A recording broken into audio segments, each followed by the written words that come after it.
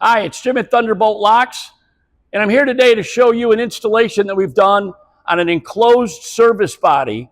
So we installed a lock on the rear doors of this vehicle, and they're swing doors as opposed to a roll-up door. So we've installed our Thunderbolt lock in a fashion that will strike from the right door into the left door, which is stationary when closed. There are some applications where this door just closes and then the right door closes over that. And we always recommend that that door would be secured using some type of a barrel lock that would lock and pin it down into the floor and into the ceiling.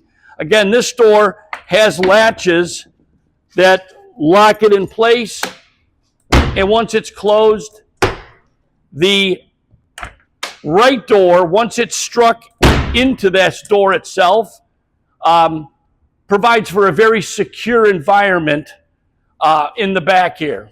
So what we've done is we've installed our Thunderbolt lock, mounted it directly on the door, and installed our housing and deadbolt using one of our angle brackets, reinforced and supported. We tried to show minimum installation so that we have carriage bolts that come through the outside, and they almost become invisible at a distance on this, which is what we like.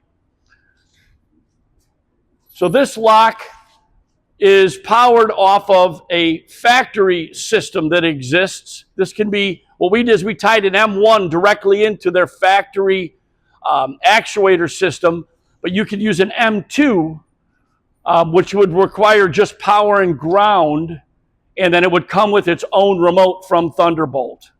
So once this lock itself is activated off of the remote, you can see that is driven with an extension that will strike into this opposing door, right into this hole here. We've done a small cutaway to allow the bracket to travel through so that we didn't have to terminate the closed end of this bracket, providing more security in case someone was to get a pry tool on this. We didn't want that to be able to come out of its bracket. So now it's secured well into this bracket itself. And you'll see that when this door closes,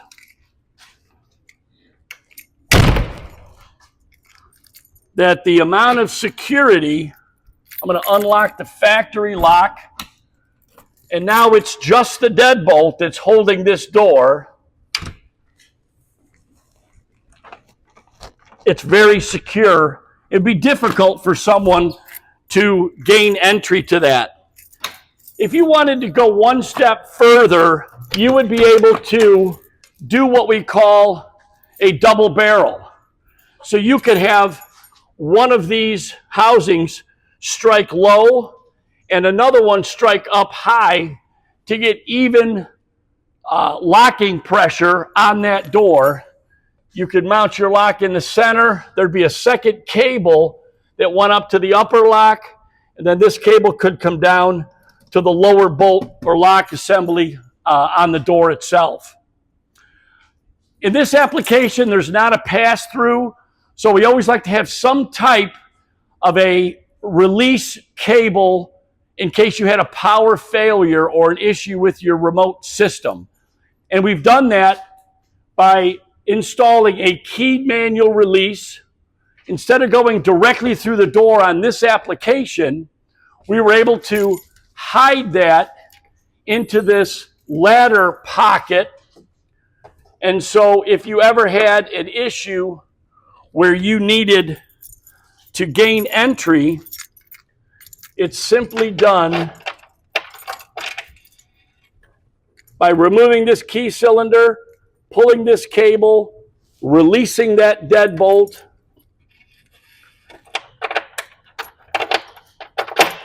and gaining access in case you ever had an issue that needed that. And you can see that this cable will float and allow this door to open all the way, fully lock.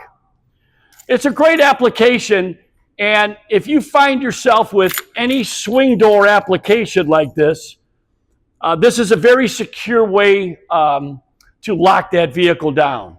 If you have any questions, you can always contact us at thunderboltlocks.com.